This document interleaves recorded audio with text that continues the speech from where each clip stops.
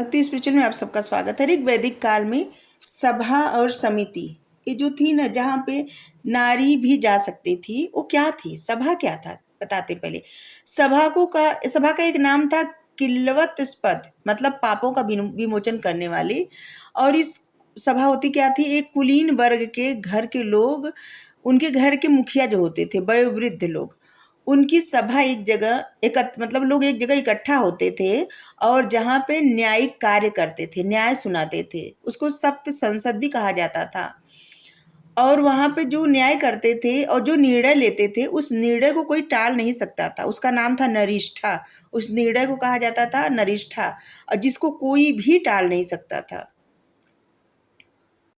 पारस्कर गृह सूत्र में सभा को नाद और तुष्य अर्थात शब्दावती या फिर प्रकाशवती भी कहा गया है। इस शब्द का कारण सभा में होने वाला धर्म निरूपण था और प्रकाश का कारण वह अग्नि थी जो दिव्य परीक्षाओं के लिए सभा भवन में रखी जाती थी। तब ऐसे ही निर्णय किया जाता था, अग्नि परीक्षा होती थी एक तरह से।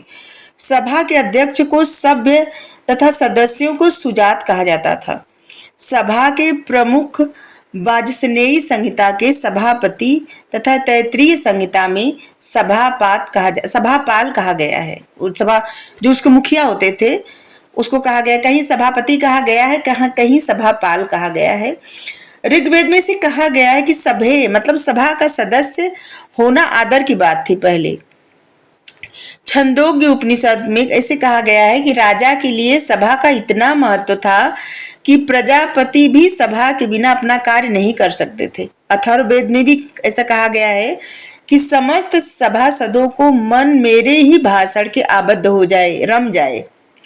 और उस सभा में ऐसे नियम थे, भाषण के नियम थे, जिसमें अगर गलती हो जाए ना तो ऐसे लगता था कि पाप हो गया, पाप उत्पन्न हो गया गलती से। और जिसके बारे में बहुत अच्छे से उल्लेख किया गया है यजुर्वेद में।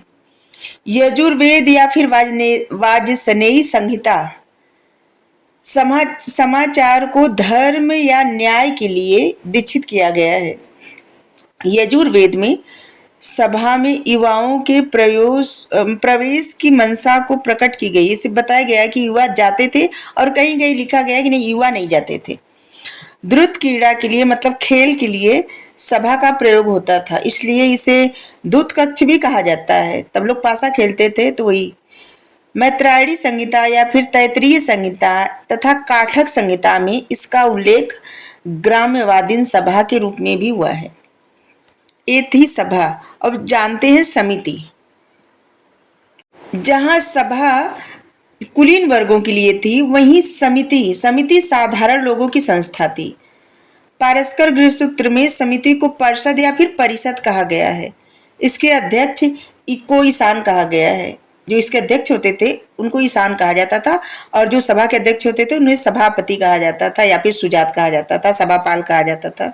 ऐसे समिति के प्रमुख को पति भी कहा गया है। समिति का सबसे महत्वपूर्ण कार्य राजा का चुनाव करना था। अथर्ववेद में से कहा गया है कि समिति राजा के चुनाव के लिए विष या जन की वाणी की प्रतिनिधि थी। यह ऐसे राजा का पुनः चुनाव भी कर सकती थी जिसे पूर्व में प्रतिबंधित कर दिया गया था। जैसे किसी राजा को उसका पद छीना गया, लेकिन ये समिति थी ना, इनके पास वो अधिकार था कि उस राजा को पुनः राजगद्दी पे बैठा सकती थी समिति। इनके हाथ में था ये पावर।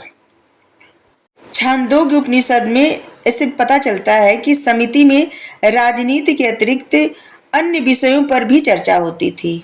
इस ग्रंथ में ऐसे बताया गया है कि 24 वर्ष की अवस्था में श्वेत केतु ने समिति में दावा किया था कि उसे धर्म और दर्शन का पूर्ण ज्ञान हो गया है। इसका मतलब कि और भी चीजों पे इस पे बात होती थी समिति में। पांचाल के राजा प्रहवार जयवली ने समिति में उसके समक्ष 5 दार्शनिक प्रश्न रखे थे, जिसका वह उत्तर नहीं दे पाया था, जो पांचाल का राजा था।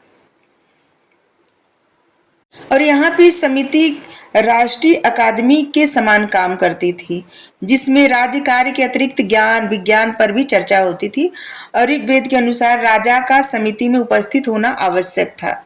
जैसे सभा में जाना राजा के लिए बहुत ज्यादा मतलब ऐसा था कि जैसे बहुत बड़ा वो मिल गया, बहुत प्रसन्नता की बात है। पुरस्कार की बात है। और वही समिति में राजा का होना आवश्यक था। सभा का कार्य क्या था? न्याय, सिर्फ न्याय सुनाना। और वहां पे कुलीन वर्ग के घर के जो मुखिया होते थे वो जाते थे, लेकिन वहां पे द्रुत क्रीड़ा के लिए भी वो जो जगह है, हाल है, उसको इस्तेमाल करते थे। और जबकि समिति में ऐसा नहीं था। समिति में हर चीज होता था, और वहां पे राजा को पुनः रखा भी जा सकता था, गद्दी बैठाया जा सकता था। और समिति में जैसे लगता है ना कि जैसे ज्ञान पे बात होती थी, शिक्षा पे, ज्ञान पे, तरह तरह ज्ञान, शिक्षा, इस सब पे बात होती थी, ज्ञान विज्ञान पे। तो इतना ही। Thank you.